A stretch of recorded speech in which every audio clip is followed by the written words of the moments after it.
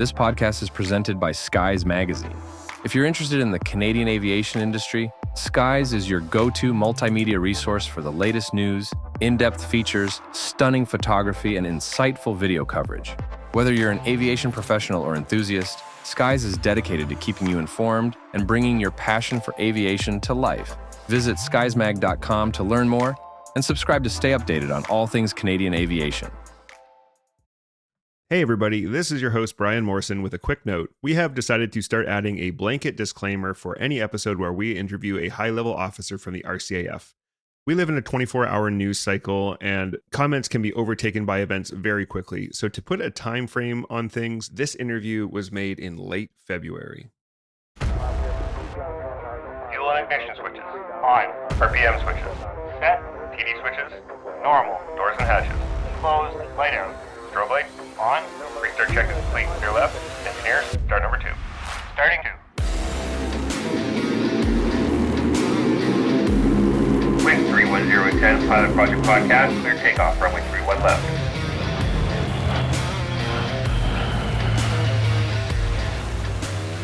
All right, we're ready for departure here at the Pilot Project Podcast, the best source for stories and advice from RCAF and mission aviation pilots, brought to you by Skies Magazine.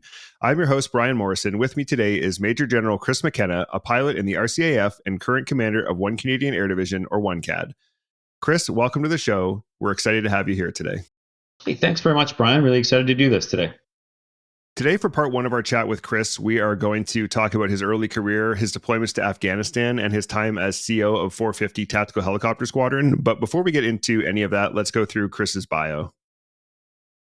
Chris McKenna joined the Canadian Armed Forces in 1994, initially as an Army reservist, and then attended the Royal Military College of Canada, receiving his degree in Chemical and Materials Engineering in 1999. He also holds a master's degree in defense studies from the Royal Military College of Canada, which he attained in 2013. Chris earned his RCAF pilot wings in 2002 and served as a rotary wing tactical aviation and special operations aviation pilot in the RCAF. He has commanded at the flight, squadron, wing, and task force level and has served in a variety of command and staff positions, including postings in Canadian Special Operations Forces Command, or CANSOFCOM units, RCAF HQ, and in the Canadian Joint Operations Command, or CJOC HQ. Chris deployed twice to Bosnia in 2003-2004 as part of NATO's Stabilization Force, and twice to Afghanistan, with CANSOFCOM in 2005-2006, and as Officer Commanding, or OC, Chinooks in 2010-2011, flying in support of Canada's combat mission. In 2018-2019, he deployed to Africa as the commander of Canada's Air Task Force, or ATF, as part of the UN's multidimensional integrated stabilization mission in Mali. Chris commanded 450 Tactical Helicopter Squadron from 2014 to 2016, flying the CH-147F Chinook, and he commanded one wing, the RCAF's Tactical Aviation Wing, from 2020 to 2021. From 2021 to 2024, he served as the RCAF's Director General of Air and Space Force Development, working to set the requirements and coordinate the acquisition for several key new RCAF capabilities, such as the CC-330 Husky Multi-Role Tanker Transport, or MRTT, the P-8A Poseidon, and the MQ-9B Remotely Piloted Aircraft System, or RPAS. Chris has over 2,600 flying hours in both special operations and conventional rotary wing aircraft. He is a graduate of the Canadian Army Command and Staff College, the Joint Command and Staff Program, or JCSP, the National Security Program, or NSP, and he has earned U.S. Army Senior Aviator wings. Chris is an officer of the Order of Military Merit and has been awarded the Meritorious Service Cross and the Meritorious Service Medal. Chris was promoted to his current rank of Major General in 2024 and currently fills the role of Commander of 1CAD, Commander of Canadian NORAD Region, Joint Force Air Component Commander, Commander of Search and Rescue Region Trenton, and also Operational Airworthiness Authority. He is married to a retired Canadian Army Health Services officer, and they have 2 lovely young girls. So let's talk about Chris's career, and we'll start with his early days. Chris, you joined the CAF in 1994 as infantry in the reserves, serving with the Canadian Grenadier Guards. What motivated you to join the CAF? Yeah, thanks, Brian. I appreciate the intro. And I think I joined because of my family linkage to service. So I had a grandfather who was in the infantry in World War II and landed on D-Day. And he lived to be 100. So I actually got to know him really well. He only passed away about 10 or 12 years ago. And I think he was a big sort of motivator in my life in terms of serving Canada and serving in our armed forces. And I I joined into the infantry probably because of him, and I spent about 18 months as an infantry reservist in Montreal. Okay. So you attended RMC and received your degree in chemical and materials engineering. What made you pursue this field of study? Yeah, I wanted to be an engineer in terms of a degree program, and I was sort of really interested in STEM. I'd gone through high school in Quebec and Montreal, and I'd done CEGEP for 2 years there, a civilian CEGEP, before I applied to RMC. And I was really sort of more inclined towards the science and engineering. You don't get selected really for what engineering you're going to take until after your first year. And the subjects that were sort of offered, they did not have an aeronautical program actually when I went through RMC, and I think I would have taken that had I had one. I guess the normal surrogate would have been mechanical, but I was much more interested in some of the work, the aviation linked work that chemical was doing. They did neutron radiography on the horizontal stabs from F-18s. They were looking at some interesting non-destructive testing things. That really inspired me to study in that engineering field. And to be honest, I loved it. It was an absolutely great program. Yeah, that sounds actually really interesting. I wouldn't have thought they would be doing some of that kind of stuff at RMC, to be honest. Yeah, there's a small reactor there called the Slowpoke that is used for sort of science and for engineering. And I ended up doing my thesis in nuclear things, so it just interested me personally. I didn't think it would have massive application into a flying career, but I certainly have benefited from spending some time in engineering. Yeah, that sounds really cool. At this point, you were enrolled as a pilot in the regular forces. What started your passion for aviation, and why did you pursue it in the CAF? Kind of probably a funny story, Brian. I think I loved serving in the CAF. Like I really liked being in the Army. But I had done about a year and a half of this, and I was on my infantry basic course. And near the end of it, you do this long concentration of sort of offensive operations, since we were doing like attack after attack as a company. And we were supported by F-18s on a particular attack. And I can remember sitting there freezing cold in my little shell scrape that I had to dig, thinking that there was probably a better way to serve Canada, and that F-18 pilot's role looked a heck of a lot better than my current role. And in that summer as well, we also had Hueys come and support us to do air assault operations. So it really piqued my interest to be a TAC Hel pilot, as I spent my first ride in a military aircraft was actually in a RCAF Huey. So how did you end up applying to be a pilot then? Because at that time you were in the reserves, right? I was, yeah. You could do a component transfer at the time, and that's pretty much what I did. I conducted they took some of my, CFAT scoring, etc., and I went to the recruiting center, did my application for OTP, and they offered me the opportunity to become a pilot. They basically said, here's the things that your scores will allow you to apply for. What are you interested in? An actually, pilot wasn't my first choice, believe it or not. It was like a second or third. And then they sent me off for a crew selection, and it obviously went well, and ended up as a pilot. What was your first choice, out of curiosity? It was actually infantry, which is weird. So maybe this is why I steered down the path towards TAC aviation, but I was actually really interested in that. I think it would have been a really interesting career, but I'm really happy with the choice that I made. Yeah, for sure. It's crazy to think that you put infantry as your first choice and they even bothered to send you to aircrew selection, because I had always heard when I was joining anyways, like, okay, if you're interested in combat arms, that's great. Maybe put it down for one of your backup options. But if you put that as number one, that's where you're going. I'm not sure how it's run now, Brian, but certainly at the time, I mean, I had the scores, I guess, to go into to aviation. And it's funny, I look at so many of my friends and colleagues who I went through flight training with. So many of them were air cadets. So many of them had like just a passion for aviation from like age 4. They saw their first airplane. I didn't have that, actually. I sort of was inspired by my lot in life in the Army and decided there was something better. So you earned your pilot's wings in 2002. What were your initial impressions conducting flight training in the RCAF? I mean, they were really positive. Like I did I was on the Slingsby Firefly in 97, did my my initial sort of the basic flying training course. And it was a really good course. I had a really tight team, but there was a really high failure rate on it. We lost about 50% of our people on that course for a variety of reasons, air sickness or just skill set, etc. So it was a bit of a nerve-wracking thing. It was a good introduction, as we all have gone through that, those of us who have wings. It was a good introduction to what was coming in Moose Jaw. And then I was the second, I think, course on the Harvard 2. And so I was right at the tipping point between the tutor and the Harvard. Okay. And so we sort of showed up, and it was a little bit disorganized still, right? There were still some courseware challenges to work through, et cetera, and some growing pains on the aircraft. It had a bit of an incident on the aircraft with an oil cooler, so there was a bit of a delay in my course. But other than that, the actual training itself was extremely professionally delivered. It was very challenging for me. Like I had done a lot of time in engineering and all that kind of stuff, but I had not done a lot of flying. And so I had colleagues left and right of me who had a pretty good background as either glider pilots or fixed wing pilots in the cadets. And they certainly, I looked to them to help me along. I was not the strongest pilot on my pilot course, I'll be honest.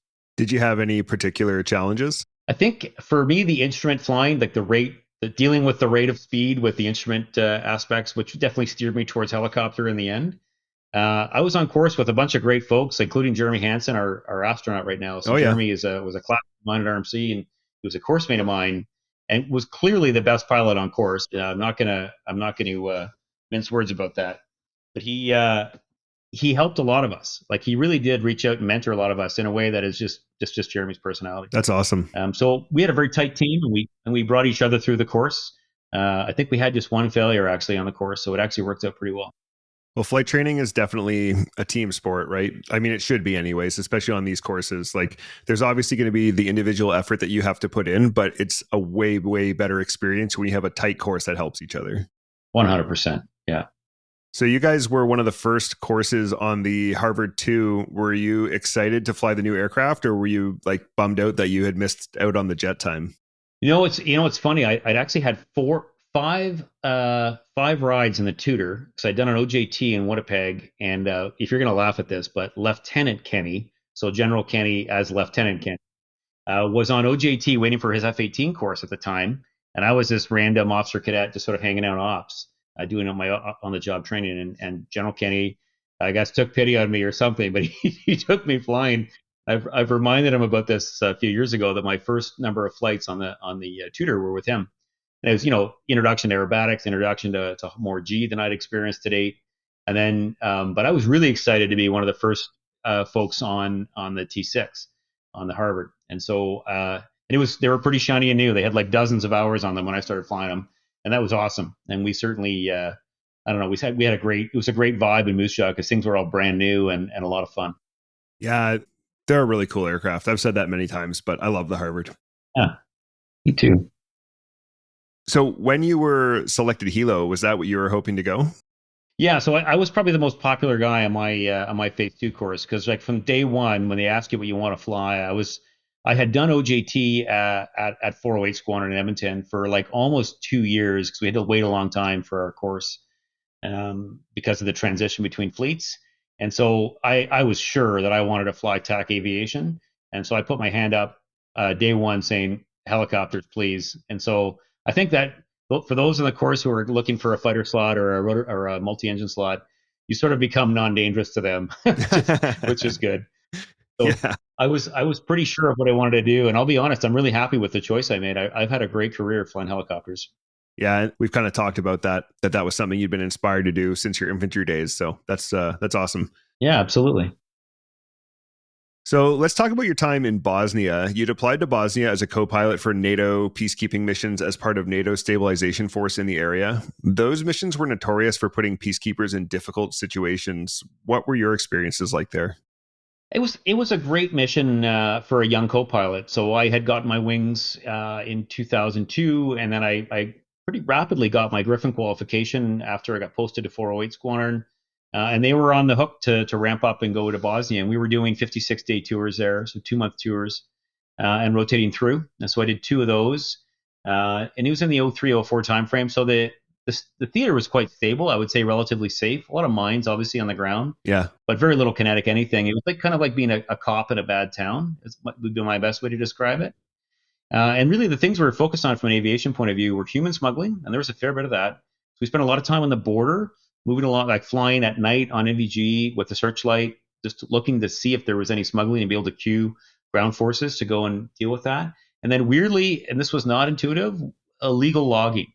So we spent a lot of time looking for logging operations that weren't permitted. And then you get over top of it and be like, I can't see if they have a permit. So you sort of call it in and figure out how the ground call signs can go and investigate it. But there was a lot of crime, a lot of like a lack of judiciary and a lack of constabulary in the country.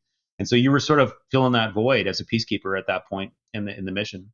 The biggest thing for me from an aviation point of view was like I learned a lot about weather in Bosnia. It was extremely challenging. Like the weather stations were not really good. You didn't have great weather products to plan off of, and you spent a lot of time in the low level environment on low level transit routes that sometimes puts you very very close to the ground. And that country is very highly industrialized, full of wires, and so it is sort of graduate level decision making. And I was a co-pilot, so I watched my aircraft captain sort of move through that, and I got great mentorship as a young person in a really difficult operating environment from just a aviation weather and aviation risk point of view, which I think is an awesome place to start. Yeah, I mean, those are the building blocks of decision making, right? Like that's your bread and butter as a pilot, is being able to make good decisions around weather conditions and obstacles and all those kinds of things, right? So it kind of sounds like it was consolidating some of the training you would have received earlier. Yeah, it was huge. Absolutely. And there were some hallmark events that occurred, like big visits of British royalty Oh, well. to sort of hallmark projects that were occurring. So we had to do some security sort of event type stuff, sort of flying Overwatch when I believe it was Prince Philip was visiting. So it was actually really quite like fun and exhilarating kind of work. And 56 days, you're in and out, and then you get to come back and do it again. So I had two different sort of climactic sort of seasons that I was able to experience there, and I just got a lot out of it. I think it accelerated my upgrade aircraft captain, just those 5 months in theater, 4.5 months. Yeah. Yeah. Deploying as a young FO is a really great opportunity for that as well, to really accelerate your on the job training, get your OJT moving along quickly. And you just get a lot of experience in a compressed amount of time. 100%. The other thing in the Griffin, it's always been maligned a little bit as underpowered. And many of the LZs we were going in and out of were very vertical. And so you'd have the power management of and the finesse required to make sure that you could get in and out of these places with the passenger loads you had. Like it really was an instructive thing for me as a young pilot to be able to sort of manage the power in the Griffin and figure out some techniques to get in and out of these tight confined areas. Which I imagine probably served you well throughout your career in TAC Hell, especially on the Griffin. Yeah, 100%. Absolutely. Next, you started to make your way into the SOF world. You applied and then tried out for B flight of 427 Special Operations Aviation Squadron in early 2005. What was that selection process like for you? It was pretty exhilarating, actually. I'd never worked with CANSOF before. And just for context, at that point, 427 as a squadron hadn't moved across to become a special operations squadron. So all that really existed in terms of aviation support for JTF2 was B Flight 427, and 427 Squadron was still considered a normal TAC Hell squadron. Okay. About 1 year later, when it flipped over, 1 Feb of 26 is when the squadron became a SOF squadron, and everyone else had to sort of, up their game into that mission set. And it's taken quite a while to consolidate that, but they're in a very different place now than we were back then.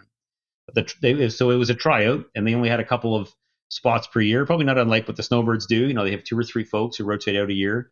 And so they offered to fly me out to, I believe it was Victoria, and they were doing maritime counterterror. That is to say, inserting assaulters onto ships, moving or stationary ships, to do non-compliant boardings. And so very challenging mission set. It certainly made me appreciate our brothers and sisters who fly the Cyclone.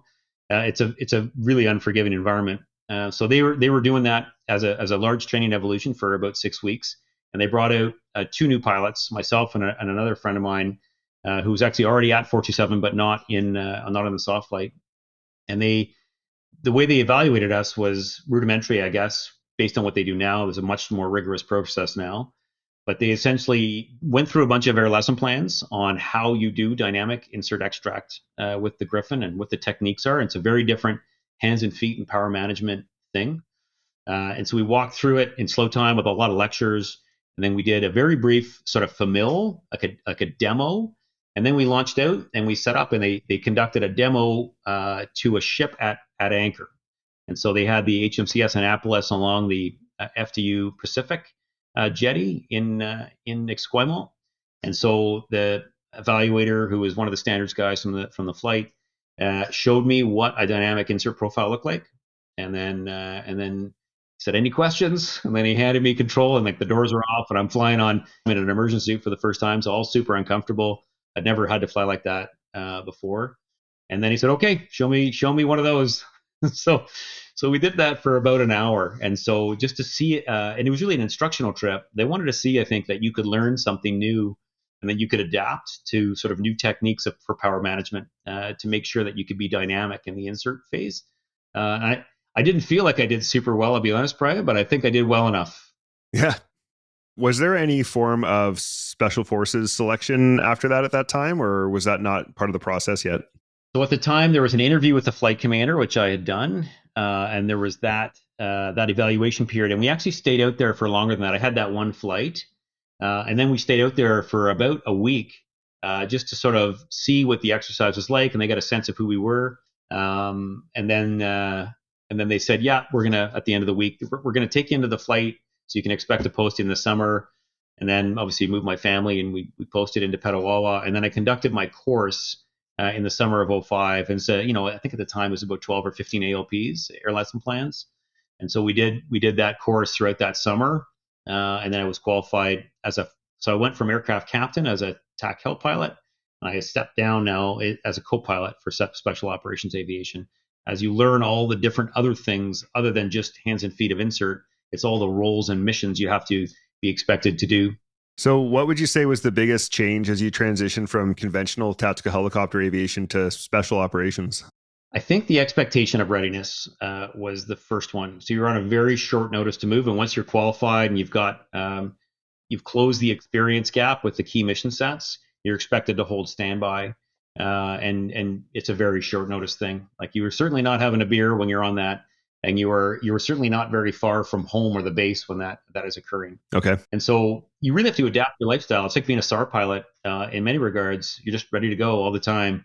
And that changes the way you live your life, quite honestly. And I think people don't really understand that until they're in that.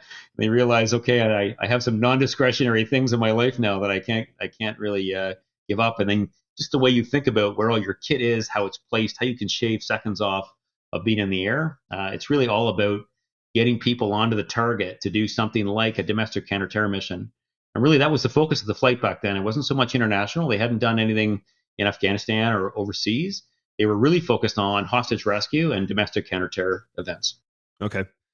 Speaking of Afghanistan, after your conversion to SOF aviation in the summer of 2005, you were deployed to Kandahar with Joint Task Force 2 or JTF2 for 7 months as an aviation planner and liaison officer. This was for the JTF2 based Special Operations Task Force, or SOTF, that was based in Kandahar City in a compound downtown, not at the airfield. What was the task force mission at the time, and what did your job involve there? Yeah, it was a bit of a baptism by fire. So I had gotten qualified, and then they were the Special Operations Task Forces into Kandahar had been going since about 2005, and there was a rotation coming up that they decided they needed, once they did their first rotation there, that they needed more aviation planning expertise, and they needed someone who was dedicated to that role, because they couldn't really do it from where they were. So while the task force itself, based in the city, was really going after insurgent networks both in the province and outside the province, in Kandahar province, and they had a bit of a focus on the city, because you might recall the Canadian conventional task force was coming in. And they were coming down from Kabul just after Christmas of 2005 and into 2006. And they were going to establish themselves in Kandahar. And they were going to operate in Zari Panjwai and in Kandahar City and establish a really big footprint of 3,000-ish Canadians who were going to be operating there. And the insurance policy to that was having SOF there. So they could go after, you could imagine IED manufacturing cells. You can go after insurgent leadership.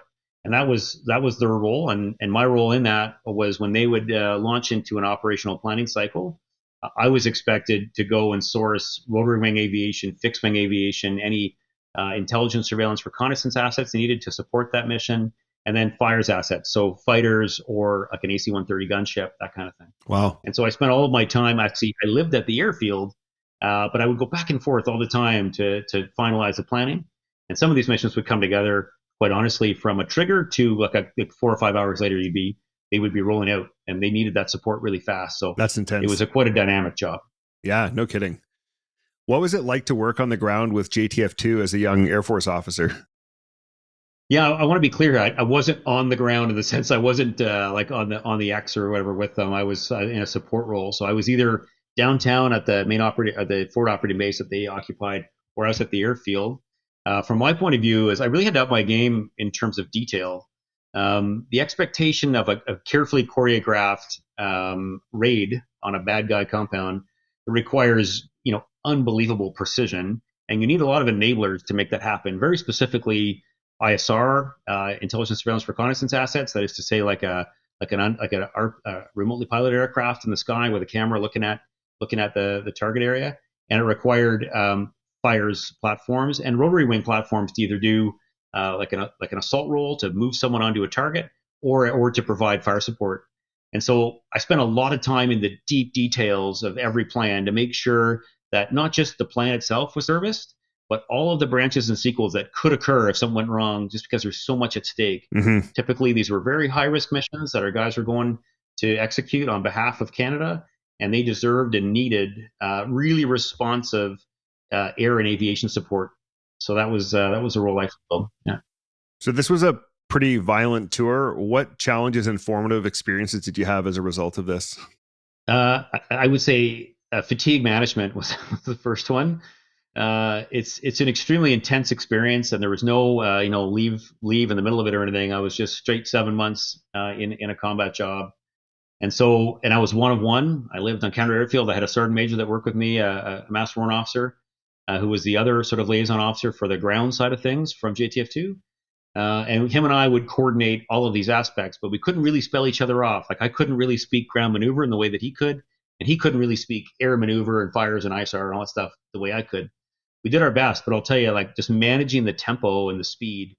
And then the second one would be flexibility. Like, you'd be down a path planning for like 6 or 8 hours. Like, you're pretty much ready to execute, and you get pretty emotionally wedded to that plan. And then the entire op environment was so dynamic that it could change 90 degrees. The target you're going after, the operational area, the assets you had at your hands, it would shift. And you had to just sort of park that emotionally and just move and pivot and execute. So to me, that was the two big ones: fatigue management and being flexible in your execution. Yeah, and I imagine learning about that flexibility and execution really served you well as you moved forward with your career in tactical aviation. Yeah, absolutely it did. Yeah. So you've alluded to this a little bit, but you were living on the airfield, you were working in Kandahar City. So a unique experience you had for a young pilot was spending lots of time in convoys in Kandahar City, which, as you have put it, could get spicy. Did you have any particularly tense stories from being in these convoys? Yeah, they're all a bit tense, I think. And I don't know if you play a contact sport, Brian, but I played rugby. I played rugby as a younger guy. A lot of Canadians play hockey. There's a sort of feeling you get before you go and play like a pretty big hockey game or rugby game. I mean, you get that feeling when you get into the convoy, because just a couple things. As an Air Force officer, it's not your normal operating environment, right? So you were sort of going into a domain that is not your comfort zone, and so there's a bunch of skill sets that we don't necessarily have. Like I'll tell you that the training that was provided to me from a shoot, move, communicate point of view prior to going is probably the best training I've received in my entire career in the CAF. It was exceptional, it was intense, and it was perfect, but it doesn't give you the experiential aspects really to bridge the gap. So you know what the academic answer is for ambush left or ambush right, but until you're sort of thrust into it. So I will say, every time you get ready to go on these convoys, you'd have that. And I'm sure every one of our Army colleagues feels that or felt that when they were in the city. And so it's a bit of a risk scenario, trying to work through what the SOPs are in the convoy. Everyone had a role. Like, you weren't ever just a passenger. You had to be able to get your gun up and defend yourself. And that obviously plays out the way you sort of approach the mission set. It's very deliberate, sort of movement through the city. And I did have a couple of incidents that were really interesting. It got my training, and the training of the guys around me got me through. And so I will just say it's good to pay attention to the things that aren't traditionally Air Force skill sets when you're on the ground like that, because you are going to be a liability unless you've paid attention to how to use your weapon, how to use your comms, how to move tactically. So yeah, I'll leave it at that. Yeah, wow, that sounds really intense. So we've talked about this skill set that 427 used, but at 427, you qualified as a Marine counterterrorism aircraft captain. You've sort of described the task, but what did this involve and how difficult was the training? Yeah, I think it's the hardest. It's probably the hardest mission set that 427 does for a variety of reasons. The first of which is the operational environment is entirely unforgiving. The maritime domain is something I really took for granted that my colleagues on the Cyclone or the Sea King before that, they are living in a very contested, degraded environment just from an environmental point of view. And so for TAC Aviation in a helicopter that does not have a fourth axis autopilot, that does not have a radar, you're at a pretty significant disadvantage in that operational environment. And the mission set was really anchored on the Vancouver Olympics, although it's a pervasive, we hold this mission set to this day, or they do. But we were really focused on getting ready for the Olympics and being the force of last resort should there be a maritime threat that presented itself in the Straits of Georgia or in Vancouver Harbor. And if there was indicators and warning that there was something coming, we could preempt it by getting people on the deck of that ship. And so really the mission set was like up to 6 ship, low level, out to sea to go and intercept, track, and then conduct a combined surface and helicopter assault, a non-compliant boarding on a vessel of interest. And that's what we had spent all of our time doing. And it's an interesting math problem. It's like a train leaves Calgary, train leaves Toronto kind of thing, where you got to figure out where you're going to meet and where that ship is going to be in the future. And then there's just a hands and feet aspect of dynamically decelerating your aircraft to get on top of a rope down point and then hold it to put 8 or more assaulters down the ropes and onto the deck of the moving vessel. Mm-hmm. You're monitoring power on that moment. You're monitoring where your wingmen are, because there's typically up to maybe 4 of them who are inserting simultaneously on a big vessel, and you're monitoring where the sniper overwatch aircraft might be. And so you start with just trying to figure out how to not kill yourself in that environment and how to be value added and not a liability. And you work your way up to be a lead for that. And that takes a couple of years. Certainly it takes a lot of experience, and it's a really perishable skill set. And all of that on goggles, obviously, at night. Oh, wow. I didn't even think about that. I was picturing this all during the day. That's crazy. Yeah. Tricky. And I'll be honest, the worst part of most of these mission set was not the actual insert. It was transiting 30, 40 miles offshore in a Type 6 ship, low to the water and very low illumination. The ship, when it appeared, to be honest, was a relief because it usually had some lights on it, and your goggles would work better over top of the ship. If you guys had no radar on board, how were you guys were you getting conned onto the ship, or how does that work? Yeah, we would typically work with a CP-140 or any sort of aircraft that might have a radar that would give us the information we needed from that radar to get in behind the vessel. I think hopefully going forward, if we look at a new aircraft for that mission set, having your own radar would be a very big deal. Yeah. To be able to operate in the maritime environment, not just from a surface search point of view, but also from a weather point of view. It would be really useful. Yeah, for sure. You mentioned this is still a mission that 427 does. Do you know, has it changed much since you did it?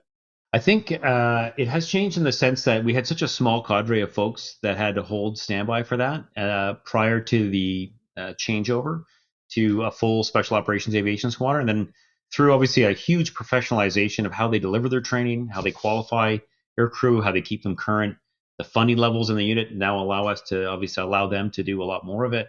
I would say the depth of pool that is available to support that mission set is much higher than it was when I went through it. And the training opportunities are likely higher. Okay. You can imagine we did a lot of training focusing on the Olympics very specifically. Mm-hmm. And then I think it's zoomed out a little bit now with a bit more optionality. So it has changed in the sense that I think it's more professionalized. Not to say that we weren't, it's just that's what we had at the time. Oh, yeah. I mean, I was in 400 Squadron in the year of the Vancouver Olympics, and I believe they were coordinating most of the domestic operations surrounding the Olympics for TAC Hell, and the training surrounding that. I mean, it was probably most of that year at least was devoted to that. Absolutely. I felt like I could vote in British Columbia by the end of the workouts. Yeah. Just for listeners who are interested in hearing a little bit about that switch from conventional tactical helicopter operations to special operations for 427, we do touch on that a little bit with our interview with Colonel Dan Coots. Yeah, right on. So after Afghanistan, you served as the executive assistant, or EA, to the deputy commander of the RCAF, but you quickly tired of this and volunteered to go back to Afghanistan on the CH-147D Chinook. Canada took a unique approach to training our pilots to fly the Chinooks in Afghanistan. Can you tell us about that? Yeah, Brian, sure. I love your characterization that I tired of being an EA. I will just say it was a really good experience. And certainly my CO thought it was going to be really good for me. I learned a ton about the Air Force that I did not know about, quite honestly, all the other capabilities. So I spent about 18 months in that. And then an opportunity came up as we started operationalizing the Chinook in Afghanistan. I thought that would just be such an interesting place to serve. And I had really enjoyed my tour in Afghanistan, my first one. And I thought this would be kind of a neat way to continue to serve. I was really comfortable there by the end of it. And so what had happened is there was a report that was issued essentially into many of the deaths that Canada had sustained in IED, and what are the enablers that Canada should be looking at for Afghanistan. And one of those was to introduce heavy lift helicopters. And so very interesting. So the government essentially bought or agreed to procure FMS, foreign military sale, through the U.S. government, as is, where is. So they bought helicopters that were already in Afghanistan. They bought 6 of them, CH-47 Delta helicopters, U.S. Army. They were up in Bagram, and they had them essentially prepped, painted, and then shipped down to Kandahar. And so right around the end of 2008 is when the first helicopters showed up, and we started putting crews into that in the fall or the summer of 2008. And so the training scheme was interesting. So we took experienced TAC aviation pilots like me, and then we invested them down into it's called Fort Rucker at the time. It's now called Fort Novosel in Alabama. And they put them through the CH-47 Delta aircraft qualification course, or AQC.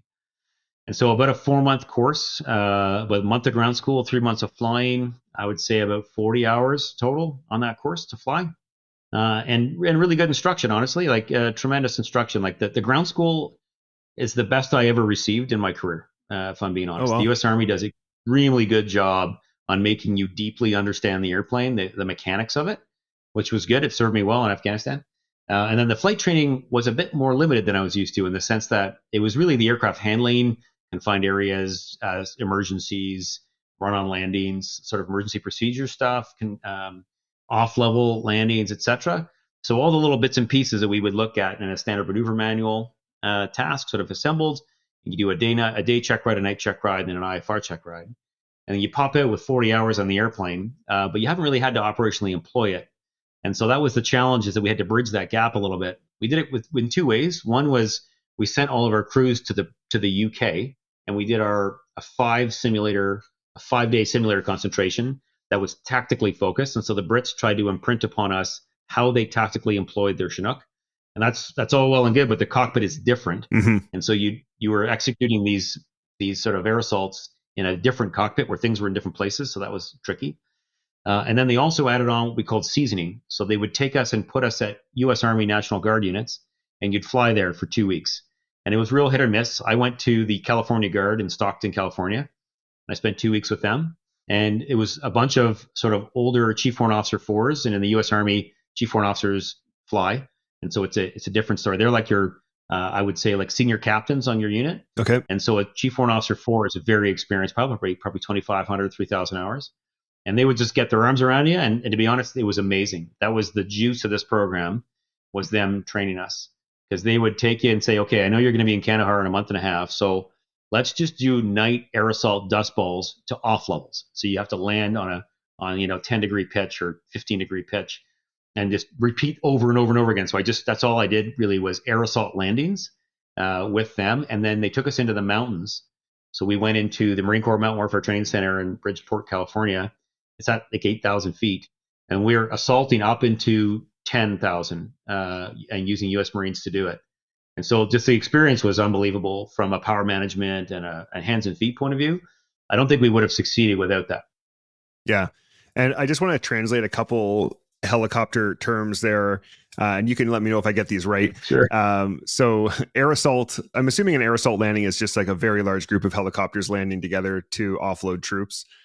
Off level is landing on as you said, a pitched ground. So keeping the helicopter itself is level, right? And you're landing on a off level terrain. Correct. And then a dust ball is as a helicopter comes into a very dusty environment.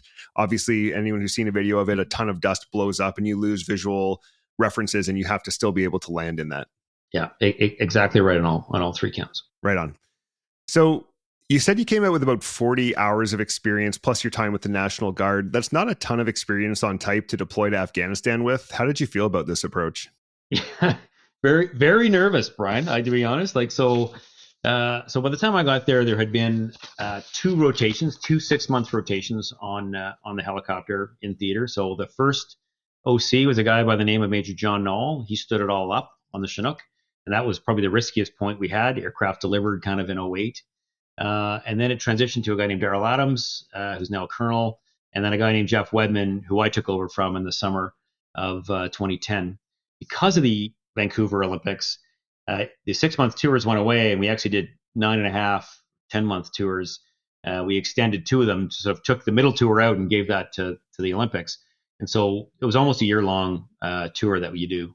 And so we got into theater. The training system had been sort of set. The teams had figured out what worked and what didn't. And so I arrived in theater probably with about 50, 55, 53 hours on the airplane. No more than that for sure. And I hadn't really used any of the defensive stores on the aircraft. I hadn't really used the secure communications. I hadn't really flown with guns ever or conducted aerial gunnery. So all the things you would expect to do in workup training. And so the training package really focused on that. So you did about 15-ish hours, 15 to 18 hours through a series of ALPs. It was proficiency based. If you got it quicker, you did it quicker. But it was really focused on dust landings, gunnery, and then the tactics, the specific tactics of flying very, very low or conducting tactical transitions from that very low environment of 35 feet above highest obstacle up to above a threat band. So getting above small arms fire, essentially.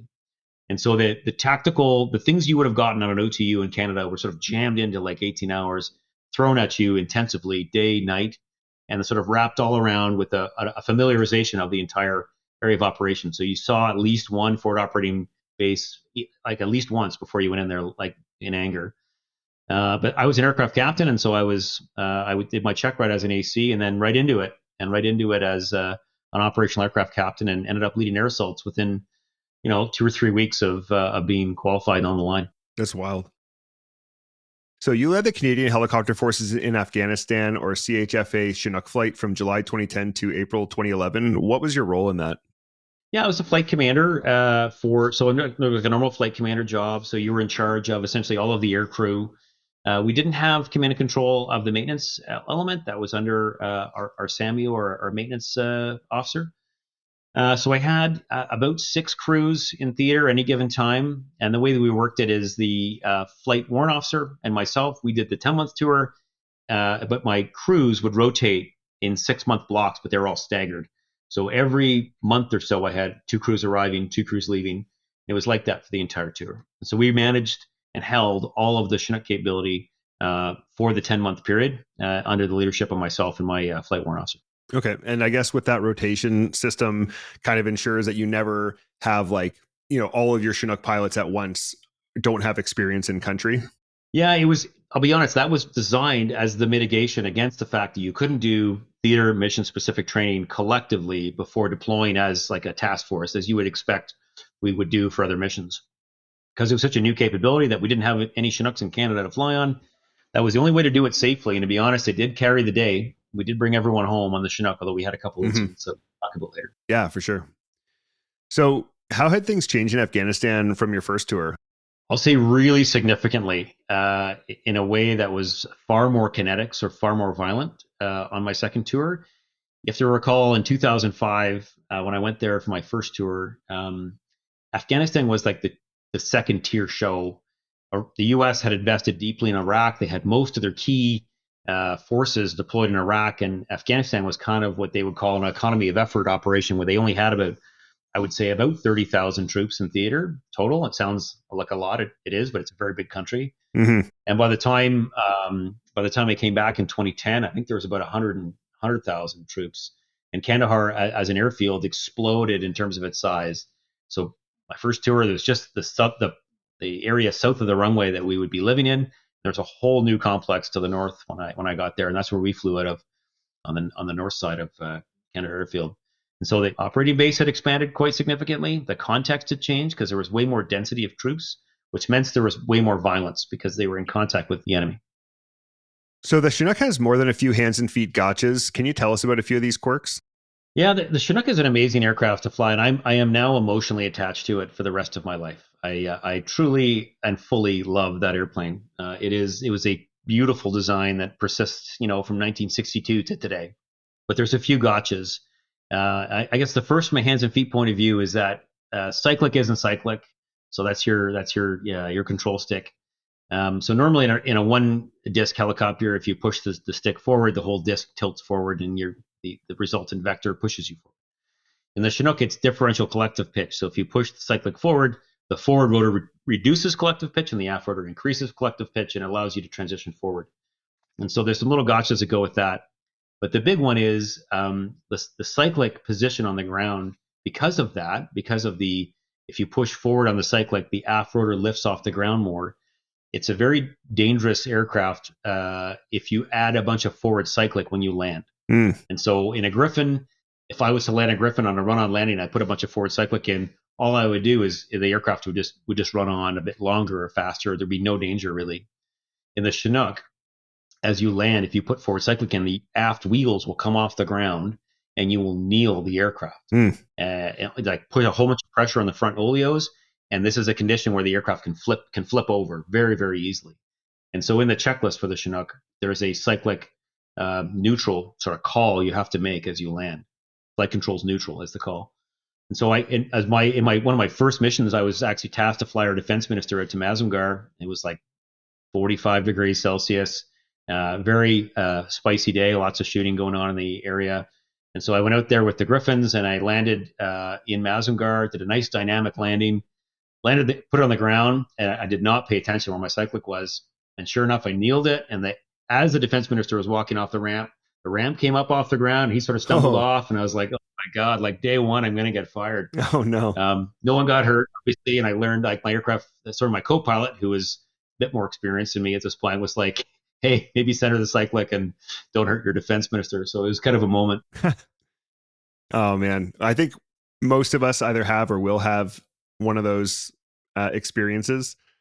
I had General Huddleston on board when he was our wing commander when I was flying as a new FO on the Aurora out in Hawaii. And we also had on board our previous American exchange pilot who happened to be in Hawaii at the time. We brought him up for a flight. So we're all sitting in the back, and it's my turn to land. And I get called up, and the American turns to me and says, "Don't F it up." And I laughed, of course, and I had no issues really on the Aurora. And of course, I brought it in for the hardest landing I had on my entire career on the Aurora. Really thumped it in with my wing commander on board and everything. So I think we've all had one of those. We have, yeah. So there's a few little gotchas with the airplane, and I guess the other gotcha is the dust landing.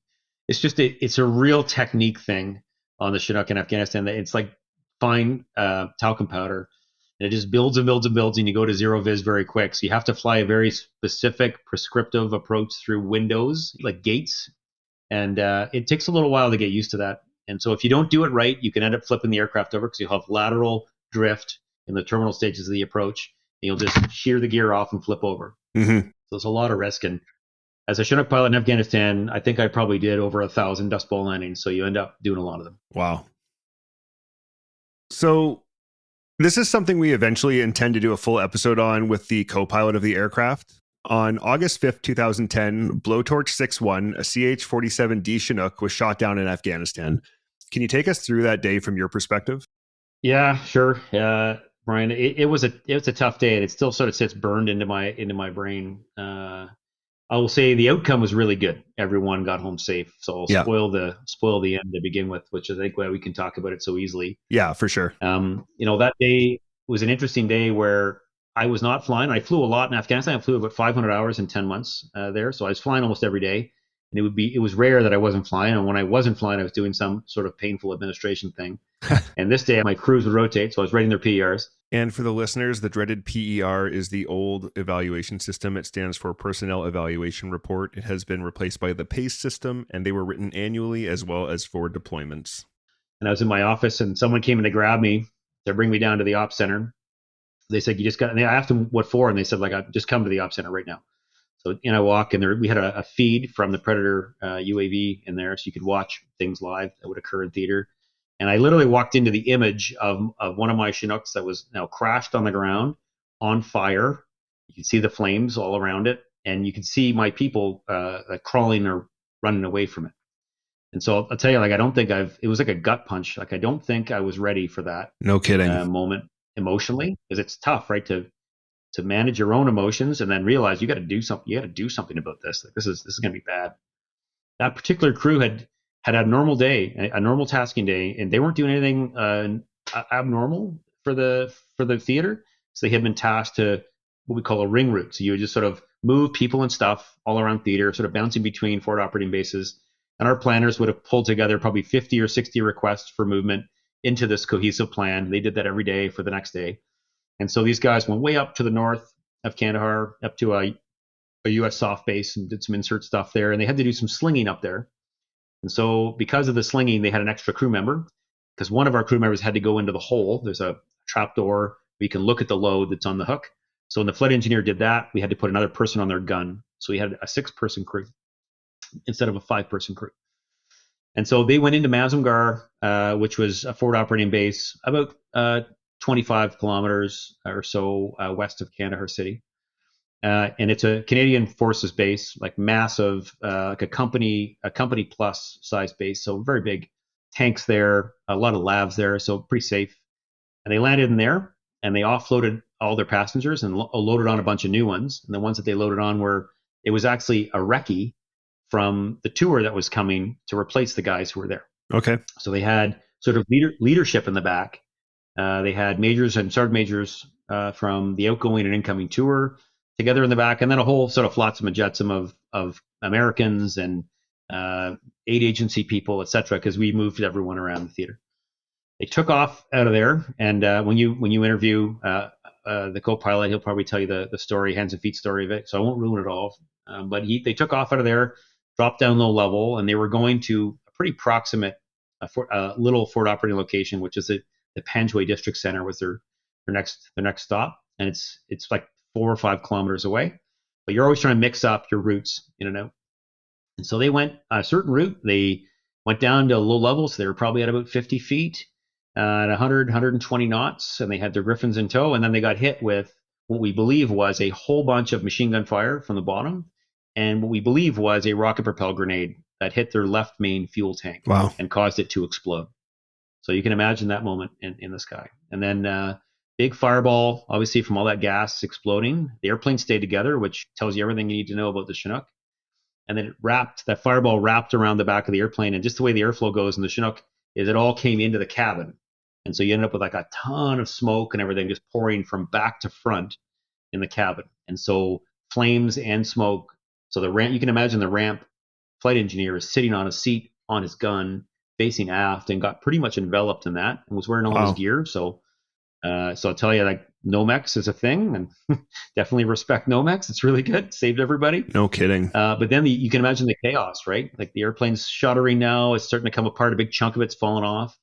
And then between the pilot and co-pilot was flying, I believe, when the RPG hit, and the pilot took control. The AC took control. And this is where I credit him with an enormous amount of foresight or courage, because you would want to continue to a safe place, right? And in front of them, about probably 1,500 meters away, was the forward operating base. And then, or you could take it and put it on the ground right then and there, because it's definitely a critical emergency. But they've just been shot at, so you got to think there's bad guys on the ground. They had to make a really tough call. And I think personally, I would have been lulled into maybe I can just make it. Yeah. Right? Maybe I can just make that job.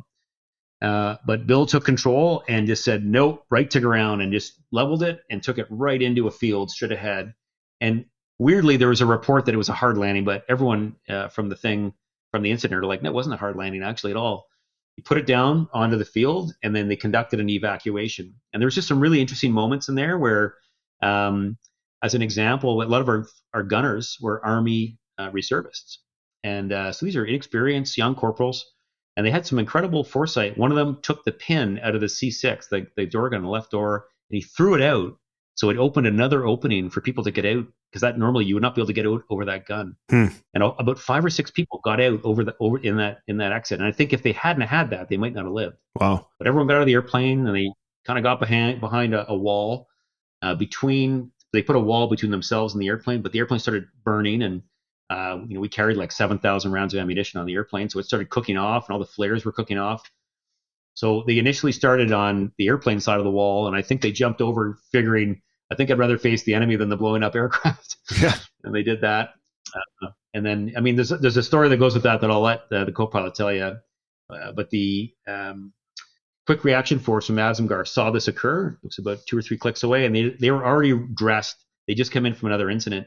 So they just got in their labs and they drove, and they were there within about 10 minutes. Okay. And so the guys had a short little exchange, not an exchange of fire. They were getting shot at. But the Army guys on the ground, who were the passengers, that's their environment. My earlier point, they kind of took over a little bit and said, okay, we're going to set up a perimeter fence. And they were coordinating with the aircraft captain and the crew. And then obviously back in the talk, we were trying to work through, hey, how do we de-risk this? I have to launch on a rescue mission now. So we ended up getting together on my end, a crew. I had just enough of a crew to assemble a Chinook crew on that side of the airfield. And there was a couple of Griffins that come back from another mission. We all got out. I gave a hasty brief. We got the aviation battalion commander told me to go outside and get started and get ready to go do the evacuation of these guys from the shoot down point we thought we were going to have to do. Of course, the Chinook I started didn't have much of gas in it, so I took the Chinook and the 2 Griffins out to the FARP, forward Army refueling point, to get gas.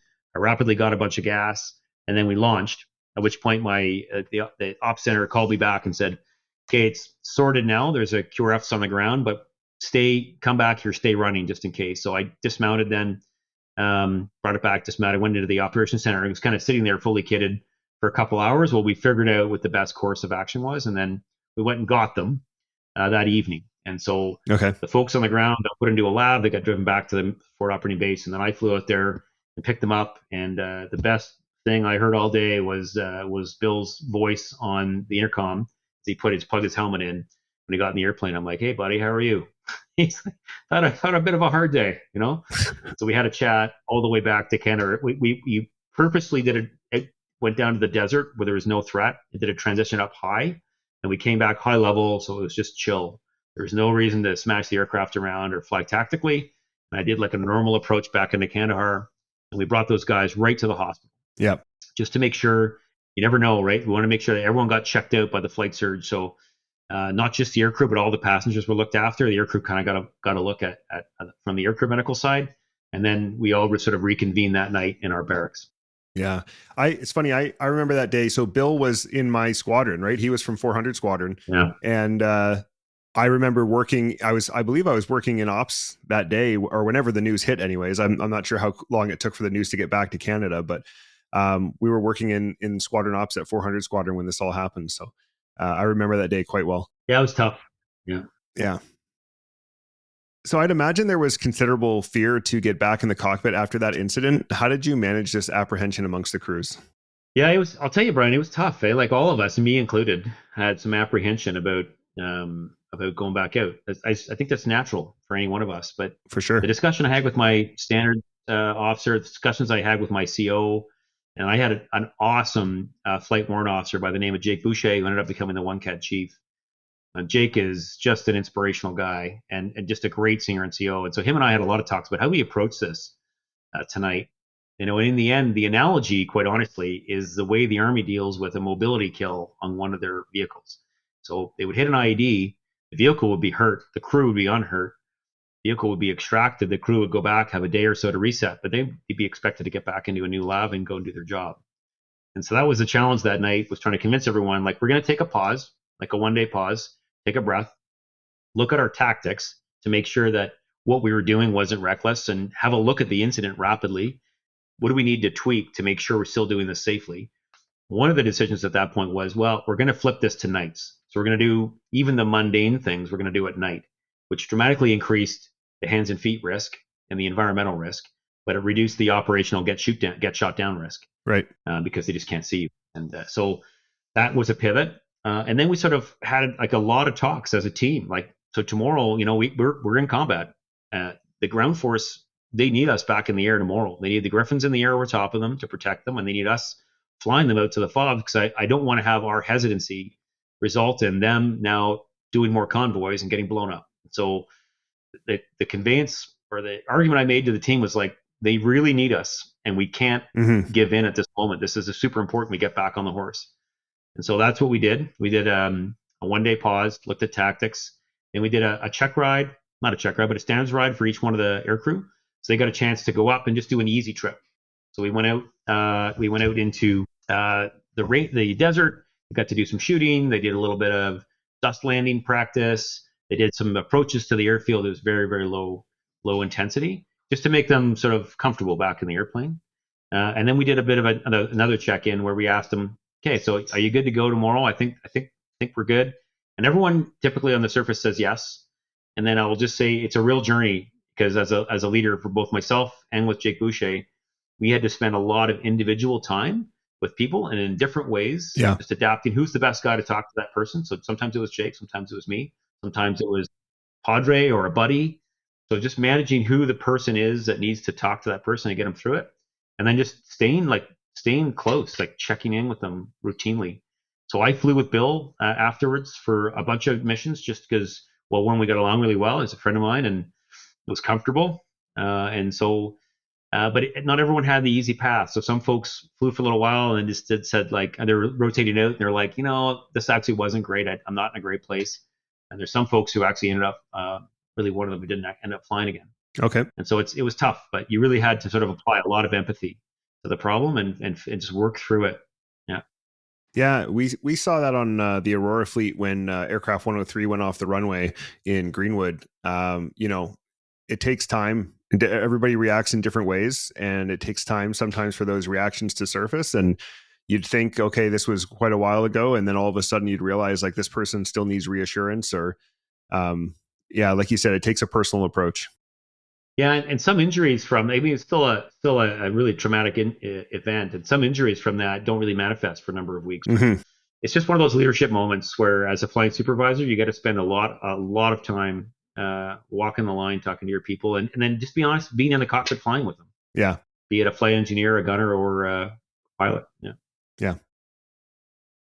So next, you were the CO of 450 Tactical Helicopter Squadron in Petawawa, Ontario. You were only the second CO of the squadron, and you had to receive and operationalize the new CH-147F Chinooks. What new capabilities did these new aircraft bring with them?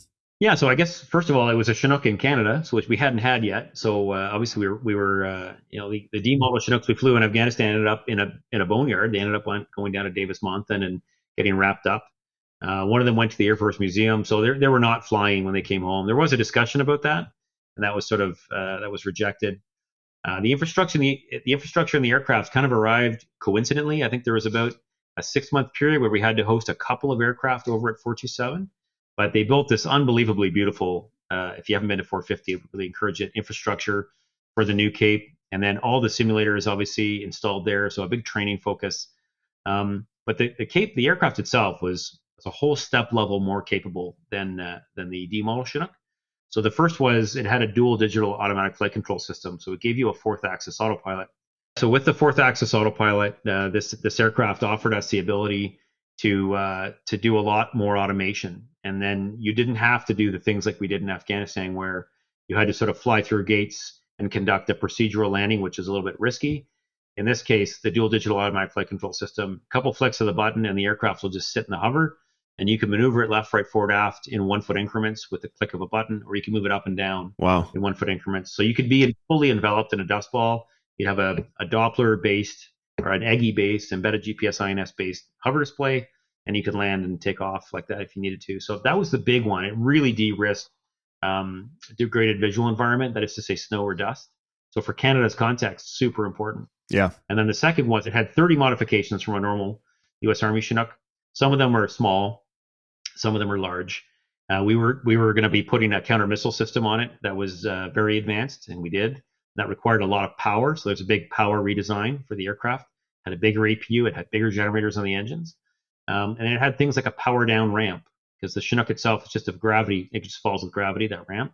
If you hit deep snow, you need to have a hydraulic ram to push that ramp down through steep snow, things like that. And then the biggest one for us, for the Arctic context, is it has fat tanks, so we call it. So pretty much double the fuel capacity. Okay. So an F model Chinook is 13,400 pounds of fuel.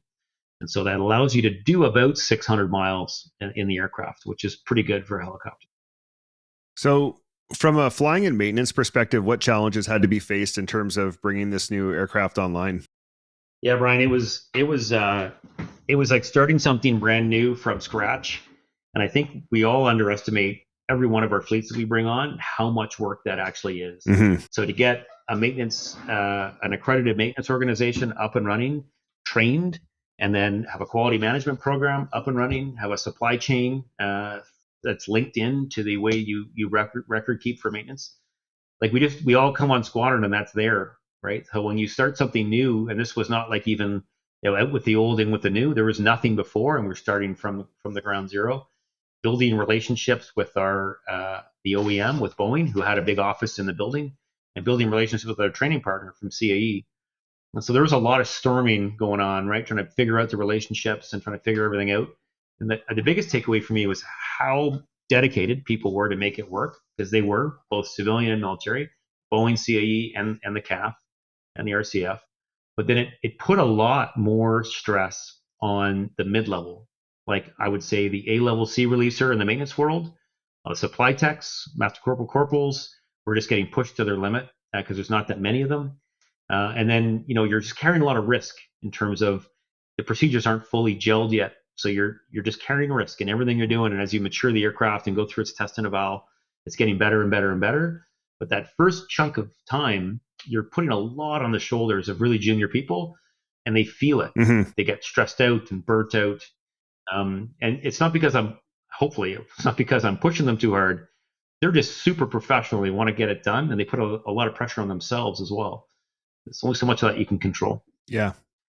This time in your career must have been exceptionally challenging. How did you feel by the end of it, and what strategies did you use to push through? So the fatigue management piece walks in. I got qualified pretty quickly on the airplane. I was actually allowed to go out to the squadron before I took command and do my course. So I was actually qualified pretty much when I took command, within a couple of weeks. And I had to fly a lot to generate more aircrew. And so it was one of those double-edged swords where you're doing the thing you love more than anything in the world, which is flying. But as a CO, you know that every hour you spend on the airplane is an hour you're going to have to also spend back in the office, because you should have been there doing CO stuff. Yeah. And so you end up with these very, very long days as a CO. And actually, everyone was doing that, but I think it's sort of acute for the CO. And so fatigue management, trying to make sure that you're surrounded by good people, and that you actually, you download trust and you download authority to your people to allow them to operate a bit more autonomously than maybe in other squadrons. And then just really monitoring your people, because there was times when people would just, be really emotional about something, or they would act out of character, and you're like, this is probably because they're exhausted, because they're trying and working so hard to get this thing off the ground. Yeah. I think being compassionate and empathetic, even though there's pressure on us to get this thing off the road, you got to do it safely and effectively. And that's the hard part as a CO, is navigating that. Yeah, I can only imagine. Okay, Chris, that's going to wrap up part one of our chat. Thanks for telling us about your early days, your deployments to Afghanistan, as well as your time as CO of 450 Squadron. I'm really looking forward to sitting down again for the next one. Thank you. All right, thanks a lot, Brian. What a pleasure to talk to you. All right, that wraps up our chat on the early days of Major General Chris McKenna's career. Tune into our next episode to hear about his time in Mali as the task force commander, his command positions, as well as the beginning of our chat on the modernization of the Royal Canadian Air Force and the new aircraft we are bringing online. Do you have any questions or comments about anything you've heard in this show? Would you or someone you know make a great guest, or do you have a great idea for a show? You can reach out to us at thepilotprojectpodcast@gmail.com or on all social media at @podpilotproject. And be sure to check out that social media for lots of great videos of our RCAF aircraft. As always, we'd like to thank you for tuning in and ask for your help with the big three. That's like and follow us on social media, share with your friends, and follow and rate us 5 stars wherever you get your podcasts. That's all for now. Thanks for listening. Keep the blue side up. See ya! Engineer, shut down all 4. Shutting down all 4 engines.